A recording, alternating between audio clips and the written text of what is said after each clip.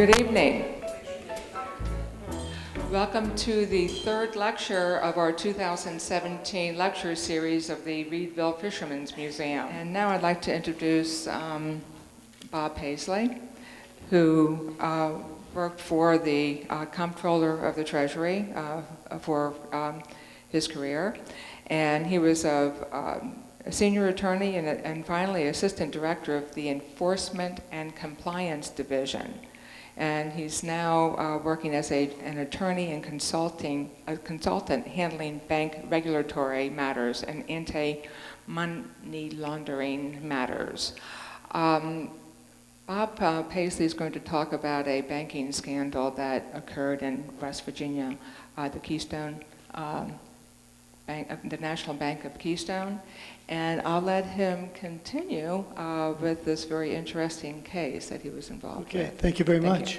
Oh, thank you, you're too kind. Thank you very much for coming out tonight.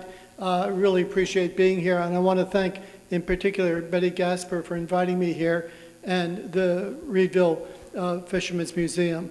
It's been very gracious of you to invite me here, and I'd also like to thank NP and Jim Landrum for hosting us, and my dear wife, Gay, who's in the audience. When I learned that I was going to be published for having written this book about a bank failure in West Virginia, I turned to my wife and I said, dear, did you ever imagine in your wildest dreams that you would be married to an author? And she turned back to me and said, well, dear, I hate to disappoint you, but you never appear in my wildest dreams. So this is a true story about a bank, a small bank in West Virginia that failed. And at the time it failed, the FDIC, that's a receiver for all banks that fail, thought it would be one of the 10 largest bank failures in the entire history of the FDIC. It turned out to be not quite so bad, but it was a harbinger of the financial crisis that we had in 2007, 2008. And there are a lot of lessons still to be learned from that bank. But I would like to just talk about the bank in general first. If you could just picture a small bank in the middle of nowhere, located in Appalachia in southern West Virginia. And it was a Keystone, West Virginia, where the bank was located, was a former coal town. It had one road in and one road out. The coal mining industry really was on a severe decline, so there really wasn't very much commerce or business or anything else in Keystone, West Virginia, or in that entire area. No, go back for a minute. Its population was declining. In 1940, when the coal mining industry was at its height down there, the population of Keystone was still very small. It was only 3,000 people. In 1960, it was only 1,500 people. By the beginning of 1990, when really our saga begins, the population of the town was only 650, and it was declining. So, it was a very severe, depressed town. And its the most famous aspect of the town was an area of the town called Cinder Bottom. It was the town's red light district. And it was infamous for, hundreds of miles around. And the reason it was called that, called Cinder Bottom, was because that's where the cinders from the coal ovens landed. And so it was a particularly wild area back then. But as I said, the population was declining. The nearest hotel, if you wanted to stay at a Holiday Inn or any kind of hotel, it was approximately an hour away. So there's really nothing in this town whatsoever. But the bank, the small little bank that was in this town, ended up being touted as the most profitable large community bank in the entire country in the 1990s for 3 years, out of about 5,000 other similarly sized banks. So if you can imagine that. And that is the bank. That's the bank that was the most profitable bank in the entire country for 3 years in the 1990s. Of course, it was all a fraud. It was all make-believe. The earnings were all fabricated. But they were able to fool their accountants, their attorneys, and even the bank examiners for about 6-7 years. The bank itself was chartered in 1903. Excuse me, and the bank didn't fail till 1999, so it had a very, very long life. Its motto was time tested, time tried, and panic tested, because during its career, it survived the Great Panic, but it could not survive the ineptness and fraud and embezzlement of the insiders of the First National Bank of Keystone that took over the bank in 1977. And that's a picture of the town today. And that's not an exaggeration. That's just very, very common in the bank. When you just go in it, it's worse than a third world country. It's just really, really depressed. And go back a second. And that's the one street in and the one street out.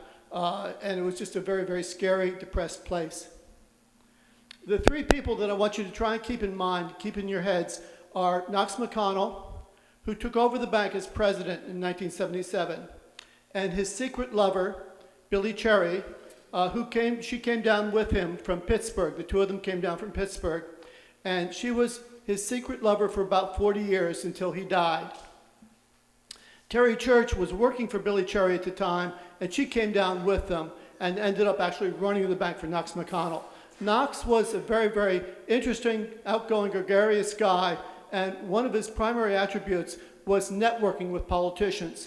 He was a close personal friend of Bush 1, George Herbert Walker Bush, and actually ran the finance committee of his campaign in West Virginia, both times that Bush 1 ran for president.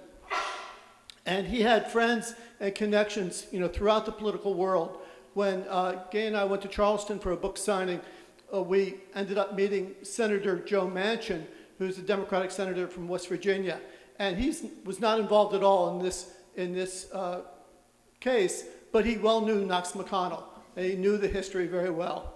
So, when Knox McConnell and Billy Cherry and Terry Church took over the bank in 1977, it was tiny by anybody's standards. It only had $17 million in total assets, which again makes it a very, very small bank. They, over the years till 1990, grew it to about $100 million in total assets with minimal fraud. There were a few little scams that Knox McConnell was running, but basically it was just general earnings that helped build the bank up to a situation where they had total assets of $100 million.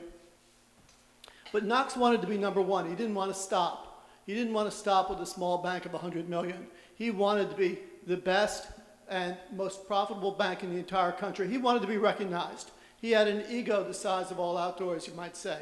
And for a while, everybody believed that he had prevailed. In 1992, he and Billy Cherry went to the West Coast for a seminar on how to buy subprime mortgages. They had never gotten involved in the purchase of subprime mortgages, but they went to a conference that touted the purchase of subprime mortgages. They knew nothing about this area, but thought it was a good idea, thought that they could make a lot of money this way.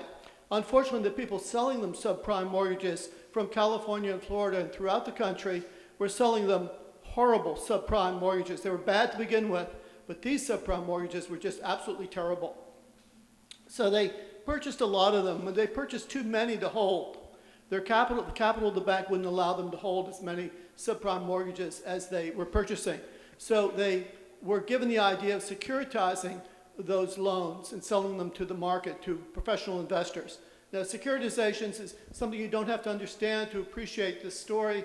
It's a very, very complex process of taking like products, in this case subprime mortgages, packaging them together, and then dividing them into little tranches or divisions and selling them to professional investors, retirement funds and things like that.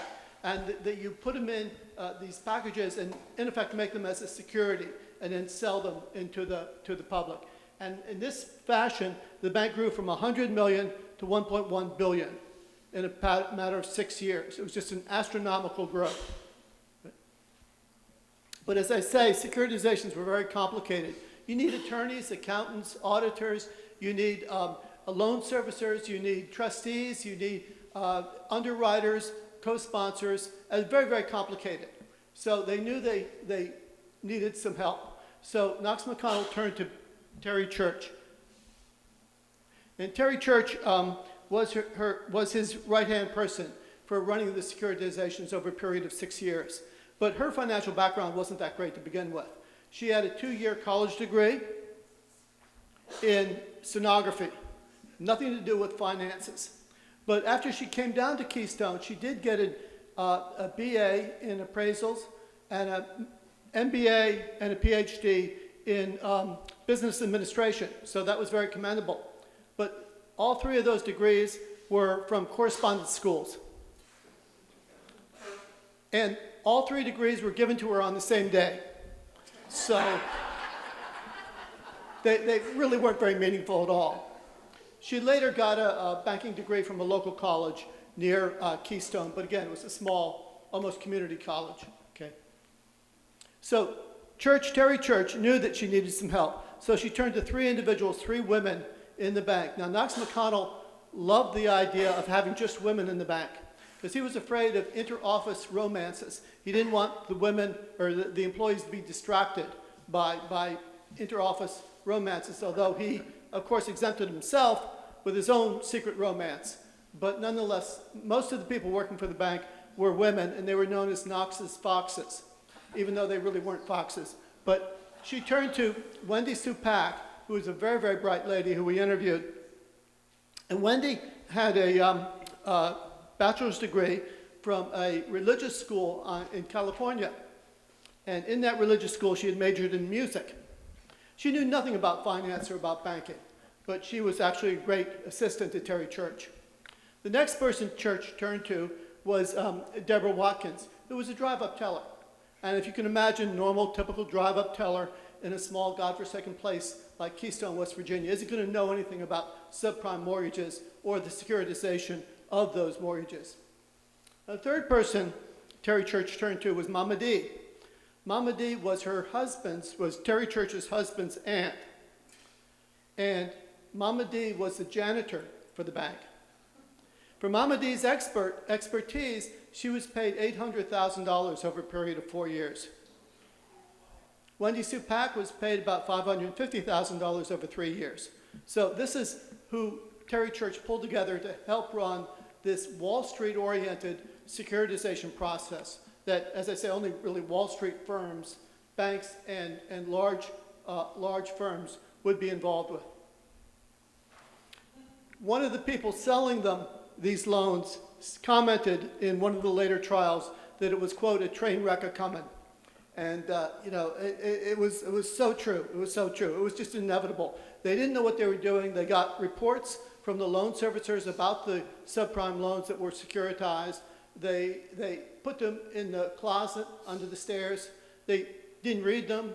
If they had tried, they wouldn't have been able to understand them. They had no clue what they were doing. It was a train wreck.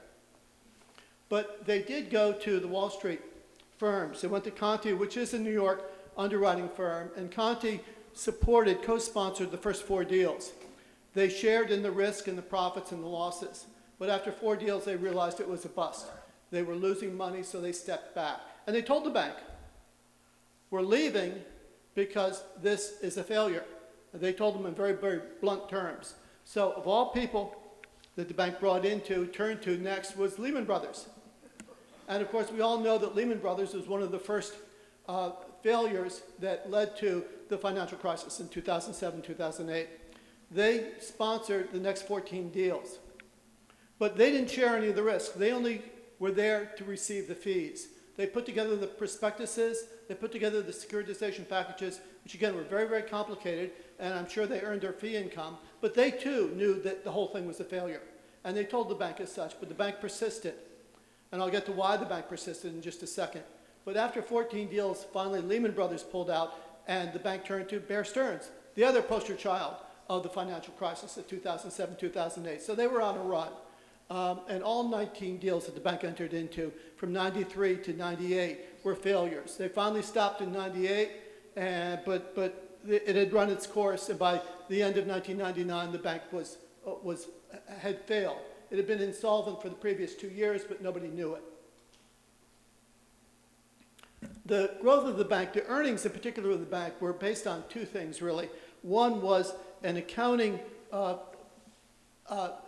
notion known as gain on sale. And if you're not familiar with it, it is just what it sounds like, gain on sale.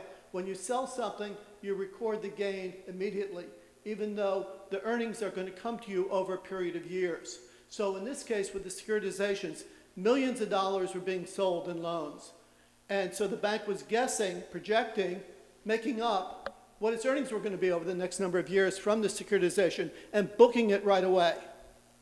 So it's as if, you know, I have a, in fact, I lend you money to buy a house and you pay me your mortgage every month over a period of 30 years. It's as if I take that income over 30 years and book it today instead of over 30 years. And that's what the bank was doing, perfectly legitimate at that time, but their estimate of what they were earning was absurd, was ridiculous. So they generated earnings that way.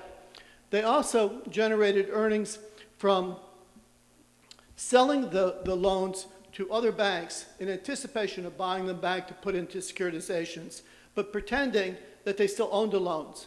So pretending that they were still getting the earnings from those mortgages, that the people who owned the mortgages were actually paying on a month-to-month basis. So they were making up their earnings.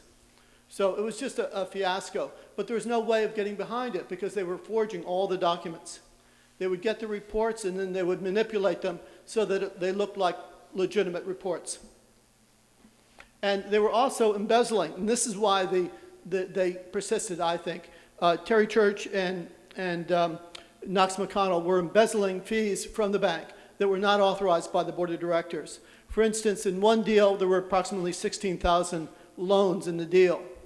And so they were paying themselves a fee of $75 per loan, and the math is that they were each receiving over $1 million for having done so, fees that were not approved by the board of directors, as I say. Then they also decided to give themselves 25 basis points, or 1/4% of the entire securitization deal. So the last securitization deal, which involved over $500 million, they would take 1/4% as fees. And again, that was over $1 million each for fees. Fees for doing the work that they should have been required to do as bankers running this securitization deal to begin with. So they were making $30 million over the course of 6 years, above and beyond their huge salaries. Now, Knox McConnell didn't spend his money really on anything. He was renting a small, nondescript little home that had a low-end couch and a TV and a bed, and that was about it. But Terry Church, on the other hand, decided to go out and buy a ranch, huge ranch on the mountaintop outside of Keystone. She also loved guns. So when the bank collapsed, the FBI picked up 77 guns from her ranch and from the bank, where she stored some of them. It took up 4 crates to package up all these guns. And as you can see, there were AK-47s, Derringers, submachine guns, there were shotguns, I mean, just everything. You would be afraid to meet this woman in the dark alley. You'd be afraid to meet this woman in the bank itself, where she had some of the guns. And the bank examiners were afraid, because they would go and they knew, and the rumors were telling them that there were guns all around, and Terry Church knew how to use them. She also loved vehicles. She bought numerous motorcycles for herself and for her husband, a laid-off disabled coal miner. And she had antique cars like the Pontiac GTOs and snowmobiles, backhoe, tractors, just all sorts of things that she just spent her money on. I mean, again, she was just embezzling millions of dollars from the bank, and she spent it. She lived very lavishly. Okay, and so did Billy Cherry. Billy Cherry was a little more creative, perhaps. She spent her money on beds and breakfasts, and on a replica of the Globe Theatre inside London, Shakespeare's theatre. This is one of the bed and breakfasts she purchased outside of Keystone, a beautiful mansion owned by a coal baron at the turn of the century, a huge mansion. She bought it just before the bank collapsed, so she never really was able to use it as a bed and breakfast. And this is outside of the other bed and breakfast she built, a so-called replica of the Globe Theatre in London. It's overgrown, it's right next to the railroad tracks, so as the players were putting on such things as Julius Caesar, you had the trains going past them 100 yards away. So, you know, it was very, very hard to really concentrate on a historical play like Julius Caesar or or any of the other Shakespearean plays.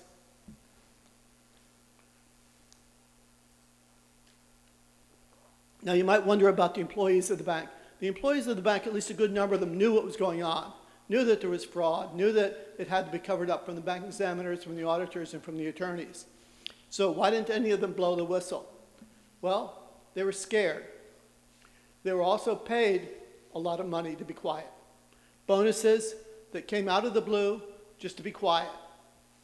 But I think more than anything, they were scared. Terry Church was not a woman to be quibbled with. Nobody stood up to Terry Church. Nobody. That's Terry Church in her mugshot. This is a woman you didn't stand up to.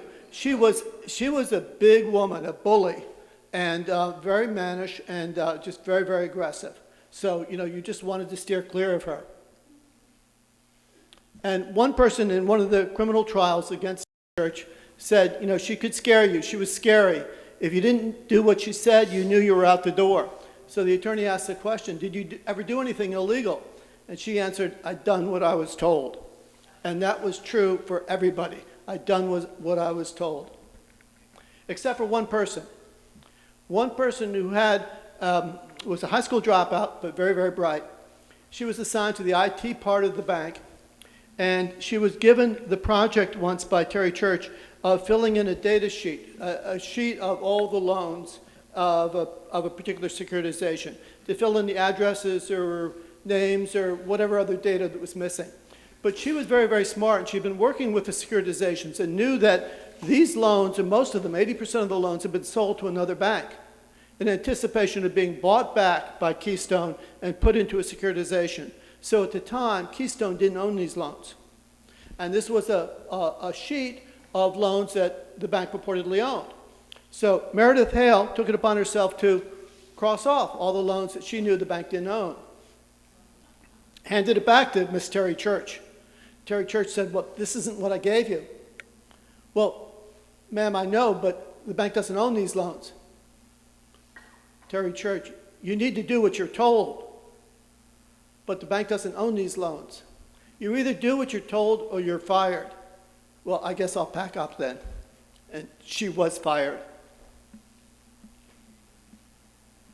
And they stole from each other, not just from the bank, not just, concocting false earnings from the securitizations, but they stole from each other. As I said, Billy Cherry was Knox McConnell's secret lover for 40 years. She bought his clothes, she entertained for him, she cooked for him, just everything. And she really sacrificed her life for him. She expected at one point that he would marry her, but he never did. And when he died under mysterious circumstances, he was a diabetic and went off to Morgantown in West Virginia for a meeting. He collapsed in his hotel room. No charges were ever brought, no investigation was ever conducted, but somebody could have easily played with, altered his insulin. And the reason why this is a possibility is that a couple of months before this, Terry Church went back to, Billy Cherry married her sweetheart from high school. She had gone back to her 50th high school reunion and had linked up with this man who was her high school sweetheart. And they decided to, start up a relationship. And after 5 years, they decided to get married in Scotland, where you didn't have to wait for marriage papers to be approved. So they got married, and they came back to the States, but Billy Cherry didn't tell anybody, certainly not Knox McConnell.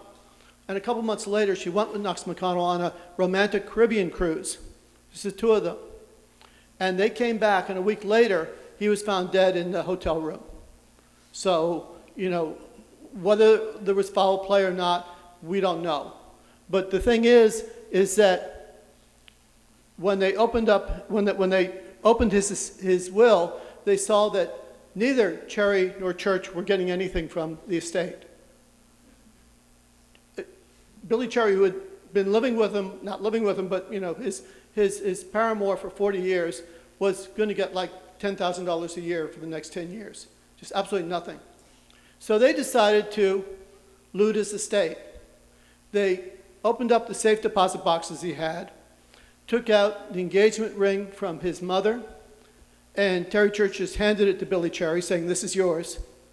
They took his 4 accounts at the bank and they renamed them Knox McConnell or Billy Cherry, so Billy Cherry could just take them, which she did, transferred them to yet another account under her name only, and dispersed them, laundered the money to her children and to her new husband's children, 3 of whom she had never even met.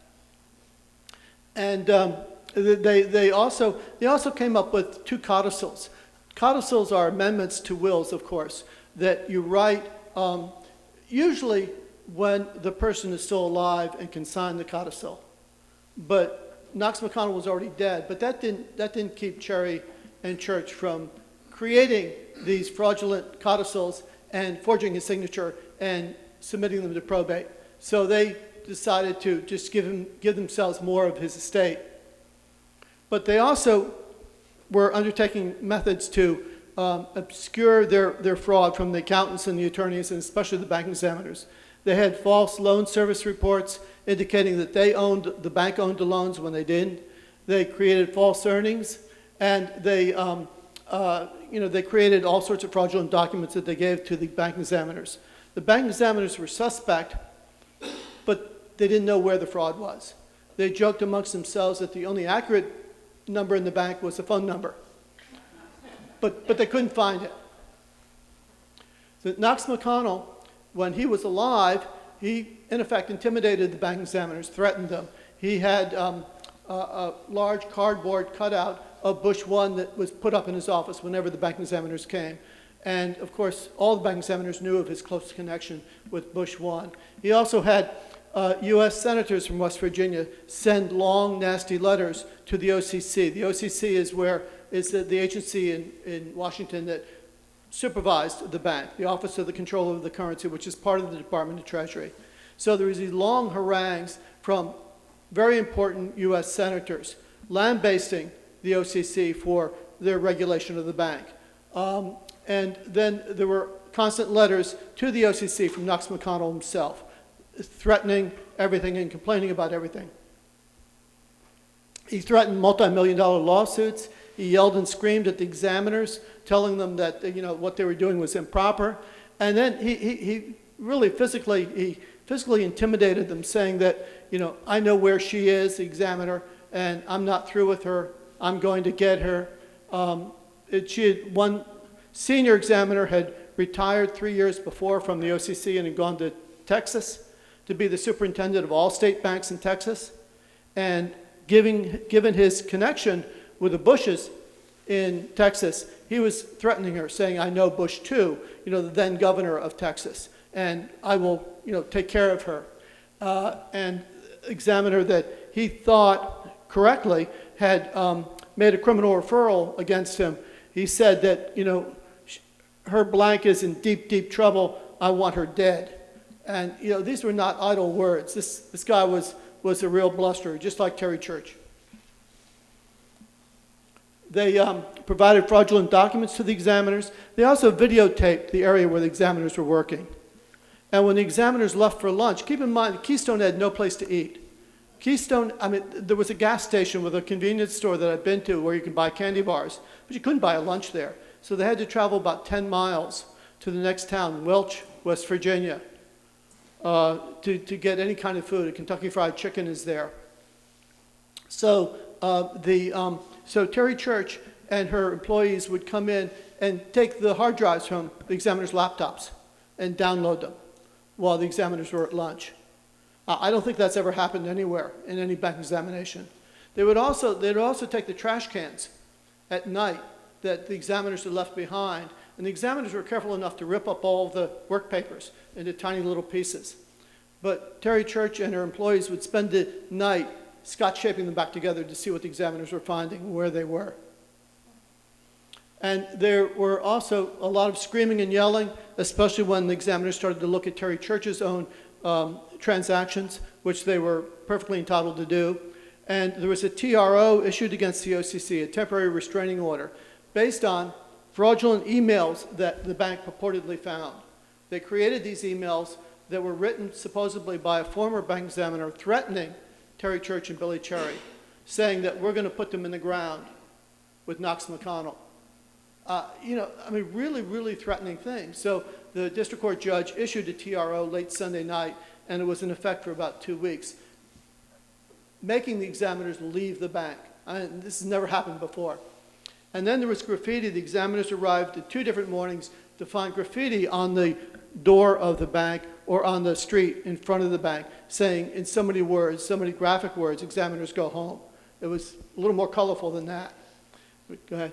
Then also the bank hired guards, supposedly guards to protect the examiners. Well, the guards followed the examiners around in the bank, knocked on the restroom door to find out when they were finished, just really harassed them. And one night, as they were leaving, keep in mind that they had to drive an hour back through mountainous roads to get to their hotel, the guard took one of the examiners aside and said, now you drive carefully. There are a lot of crazy drivers out there. And the examiners took that as a threat that they would be run off the road. So for the first time in OCC history and bank regulation history, the examiners got together and voted to leave the bank. You just didn't do that. And they called the U.S. Marshals in to protect the examiners. So another weekend, the examiners left early on a Thursday for a long weekend, and as they were leaving, Terry Church called up her ranch hands and said, dig me a ditch. Dig me a ditch to hold 4 truckloads worth of bank documents. They were going to destroy the bank documents so that the bank examiners could never get a hold of these documents. So the ranch hands dug a ditch 100 feet long, 30 feet wide, and 10 feet deep, and buried 4 truckloads of documents that were being stored in an old schoolhouse. And then they put dirt over the documents and seeded them. So the FBI had a real hard time finding the documents when everything collapsed. And when Terry Church called them up and said, you've got to bury these documents, the ranch hand said, aren't we going to burn them? And Terry Church said, no, there's not enough time, and there are too many documents. And that's where the documents were, in an old dilapidated schoolhouse, just a block away from where the bank was. Keep in mind that this is a tiny little town. Everything is very close. But the flatbed pulled up to the schoolhouse underneath one of the 3rd floor windows, and the bankers up on the 3rd floor just threw the documents out onto the flatbed, and they were driven back up to the top of the mountain to be buried in the ditch. When the FBI, on a tip, after the bank failed, finally went to uncover the documents, they couldn't find it. They had a ground-penetrating radar to figure out where the dirt had been disturbed more than it should have been. And they spent hours trying to find the documents, but couldn't. But the local man who was on top of the backhoe, who was ready to dig up the documents, yelled out to the FBI agent and said, are you looking for where the dirt was disturbed? And they said, well, of course, that's why we're here. And they said, well, it's right over there. And so the FBI agent in charge said, boys, back off. Let the backhoe operator do what he does. And on the first scoop, up came the bank documents. And of course, a number of people, Church and other people in the bank, were indicted and convicted for burying the documents and obstructing a bank examination. At the end, the supervision of the bank got more and more heated, and the OCC started to become stricter and required the bank to hire a prominently renowned accounting firm to come in and look at the books and records. The bank hired Grant Thornton. Grant Thornton was at the time the 5th largest accounting firm in the entire country. They came in and spent a year in the bank, looked right at the fraud, and missed it, didn't see it. They were just totally incompetent. And the FDIC successfully sued them after the fact for $23 million. And the bank also had a prominent law firm, Kutak Rock. The lawyer was out of Denver. He was coming to West Virginia on a regular basis. If you can imagine a prominent lawyer out of Denver coming to a little town in the middle of nowhere in West Virginia, it's his most important, largest client, and he misses the fraud as well. There were 9 red flags that he either missed or did not disclose to the board of directors. And so he was barred from representing a bank ever in the future. And that sanction still exists. The firm itself was sued by the FDIC for $22 million. And Terry Church went to jail for 15 years. She got out a year ago, September. And she thanked the prosecutor after the fact, who went up to him at some hearing after her incarceration, thanked him for saving her life. And he said, well, what are you talking about? And she said, well, you sent me to jail, and I lost all that weight when I was in jail. I saw a picture of her. She was by no means thin, but she had lost a considerable amount.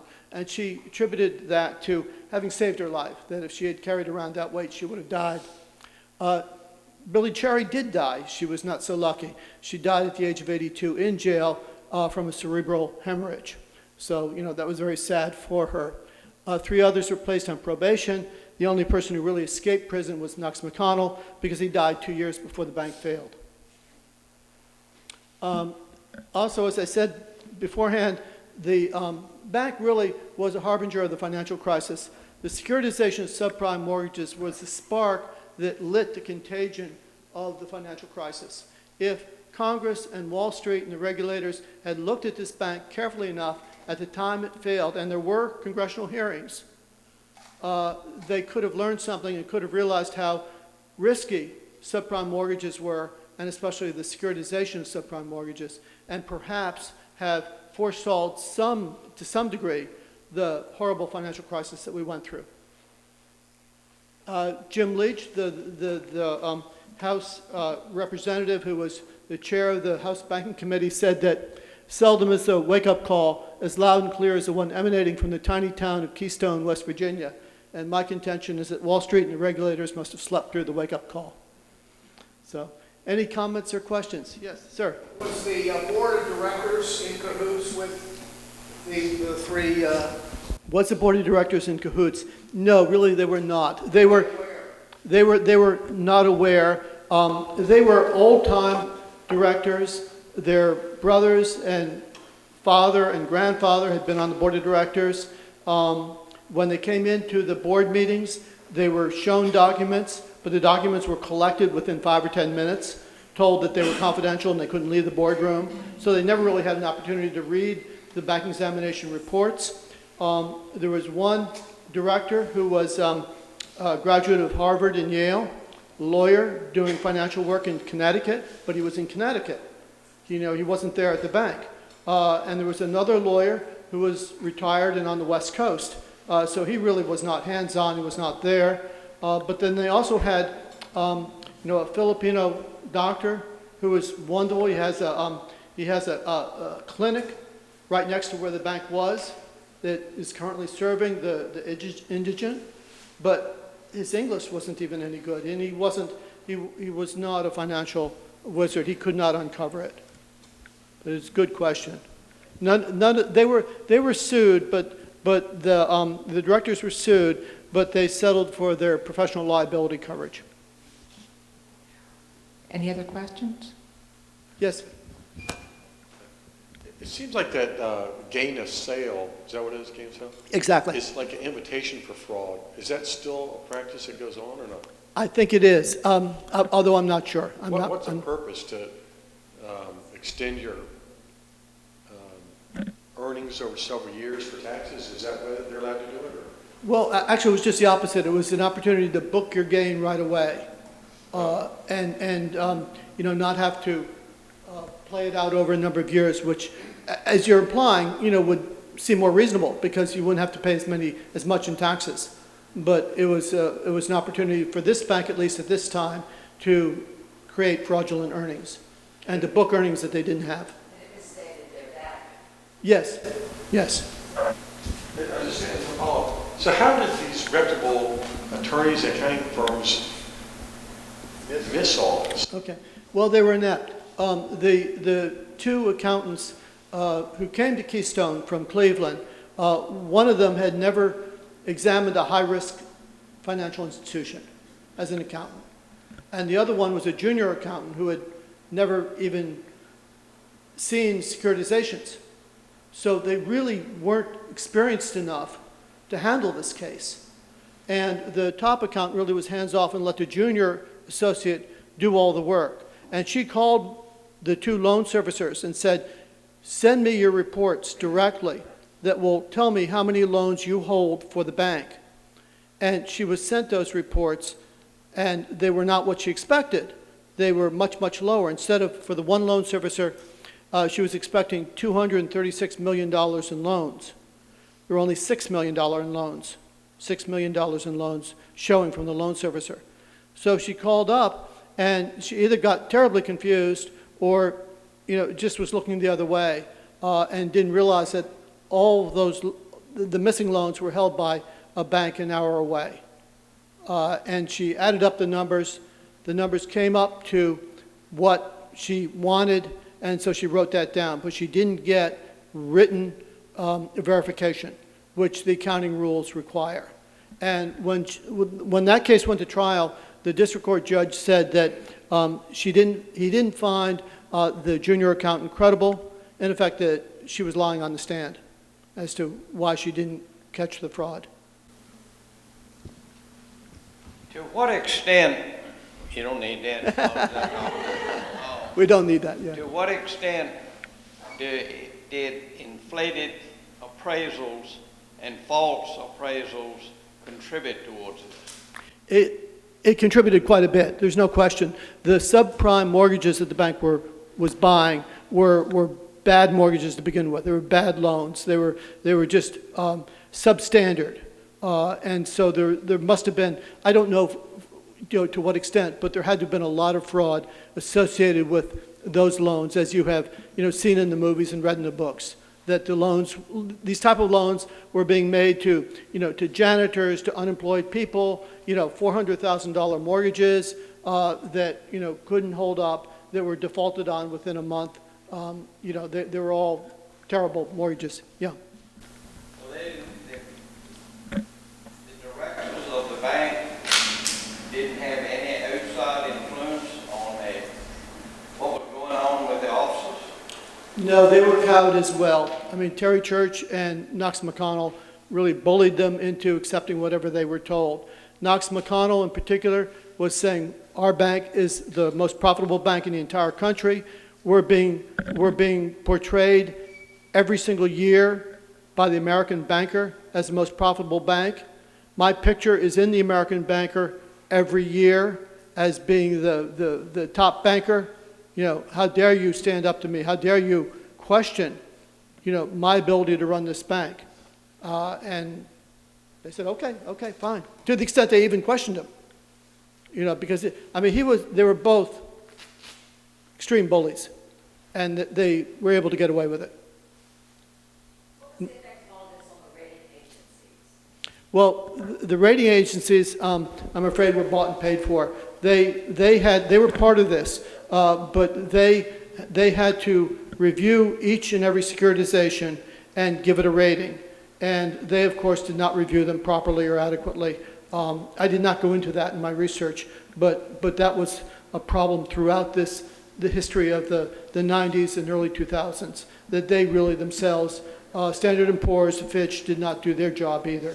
There's a question here. No, they were not. They were not. Mr. Pasley, one of the deals that was put together was a package of 17,000 loans. Did this bank have staff to actually sell 17,000 loans, or was that a buy and a repackage and then a resale?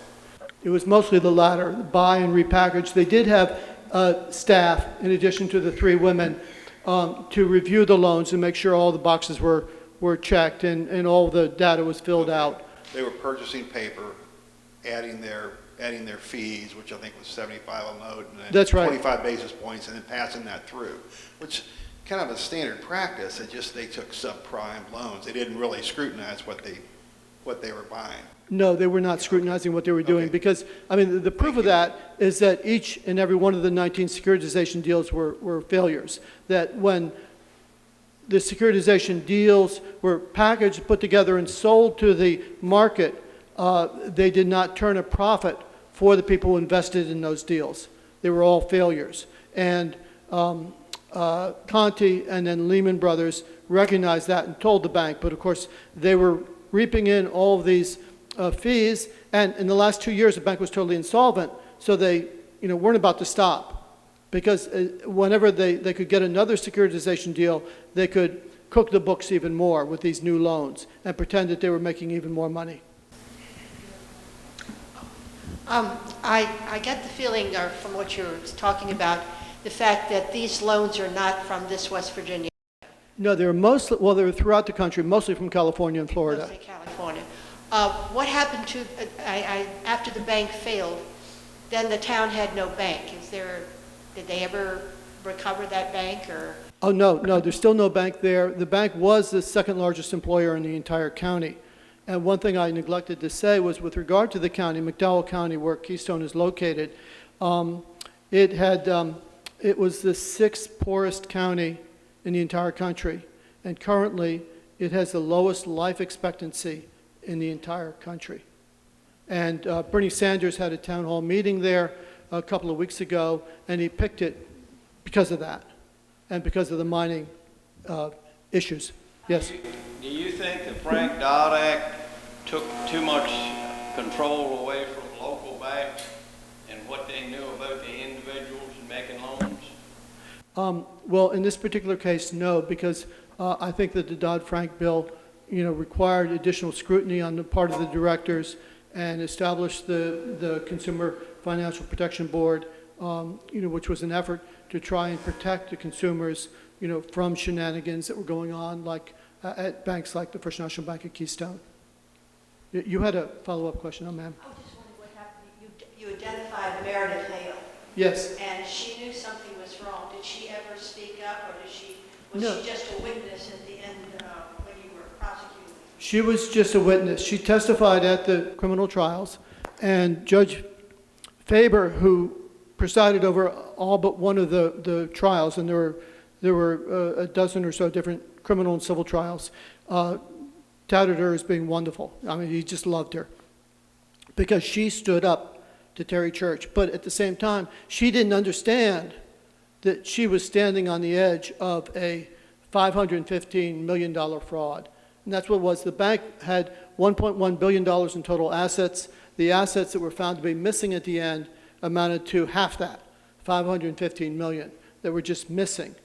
And again, Grant Thornton couldn't find half the assets that this little bank owned, even though they were in the bank for almost a full year. Yes? Can you give some examples of subprime mortgages and be as specific as possible? Well, yes, I can. I mean, I'm just make up a hypothetical, that you've seen in the documentaries involving this, where the bank or the loan originator, a mortgage originator will make a loan to somebody who's unemployed or underemployed, a mortgage that they can't possibly afford, for like $400,000 when they're making $20,000 in income, and make the mortgage, and then 3 minutes later sell it onto the marketplace. The various companies that went under, because of it. Wachovia was hurt by this practice. There were a number of other companies that were involved in originating these subprime mortgages, and they went under as when the bottom fell out. Normally when you or I want to get a mortgage for our loan, we have to prove 10 years worth of tax returns and income and have everything verified and appraisal on the house, and the bank has to be certain that we can pay the loan, and that's the way it used to be before securitizations, before you had the ability to hold the loan for a nanosecond and sell it to the next guy, who sold it to the next guy, who sold it to the marketplace. The idea being is that if you separate all these loans into separate little tranches, that you diversify the risk, but that doesn't occur. Economically, What was the minimum down payment you would have to put on your house for subprime mortgage, if anything? well, it depends. 10% or 20%? Sometimes nothing. Sometimes nothing. Unlike the 10 or 20% that a normal person would have to put down for a normal bank that's going to hold the loan itself for 30 years. They want to protect themselves. They're going to do a good job. Their own earnings, their own livelihood is at stake, so they will do a good job. As soon as you can, defer that risk to somebody else, you're in the clear. You don't care. Were any of these mortgages sold to individuals, or were they all sold to like Lehman and Bear Stearns, and did they package them? Well, Lehman and into Bro- mutual funds or something like that? They were packaged, through the securitization process, and they were sold to professional investors, pension funds, insurance companies, things of that nature, not to individuals. No. Not even through mutual funds. Well, I mean, ultimately, yes, but they would have been protected. I'm trying to remember, but it seems to me in 2008, subprime mortgages was where, say, the 30-year treasury bill was at 4%, but they were making loans at 1%. Okay, and you were only paying interest on the interest with the expectation that the mortgage or the value of the property would go up faster, and then you could sell out of the thing. I thought that was the idea. It was a housing bubble. Everybody believed that the value of the house would increase infinitely and indefinitely. But that's what allowed people get $400,000 mortgages is that they get the interest rate at like 1% for 1 year or 2 years, and they don't pay the interest rate on the thing. Well, but also, I mean, that was the fallacy that if I took out a $400,000 mortgage and I'm only making $20,000 a year, and I ask about this, I said, look, I can't afford it. The person will tell me, but the house is going to increase in value. Your equity is going to be there. You can resell the house, recoup your down payment, and everything will be okay. Don't worry. Because the value of that house, it's real estate, it's a house. This is the United States. This house will increase in value. And really, everybody bought into it. Everybody believed it, good and bad. And the bad people took advantage of that and were selling what were clearly subprime mortgages, which clearly should have never been made to the people, to the go-go dancer, to the janitor, to the unemployed, these mansions that were being sold to them. And they really had no idea that they were being totally bamboozled themselves. The other aspect in 2008, if I remember right, was the use of derivatives, where they would take these mortgages, splitting out the principal payment from the interest payment, and selling them as securities. Is that the same thing here, or were they doing? No, derivatives were much more complicated, and credit default swaps were much, much more complicated. And it was all based on the degree of risk. But to respond a little more specifically to your question, AIG, the huge insurance company that mostly went under, were involved in credit default swaps, CDSs, and they tried to look at the risk that they represented. And these wonks from the quants, from London and from Connecticut, were looking at these things, and they tried to analyze and evaluate the risk, and they said the risk is too low to evaluate. It's minimal. Oh yeah, it's minimal. Well, we really can't put a number to it. The idea of losing anything on this is so fantastically minimal that they're just fine. And of course, they didn't have the insurance, they didn't have the capital to repay the insurance policies that they were issuing. Their net liability more than GDP of Germany. Well, in Iceland almost went under, the whole country, so, but anyway. But thank you so much. Really appreciate you being here.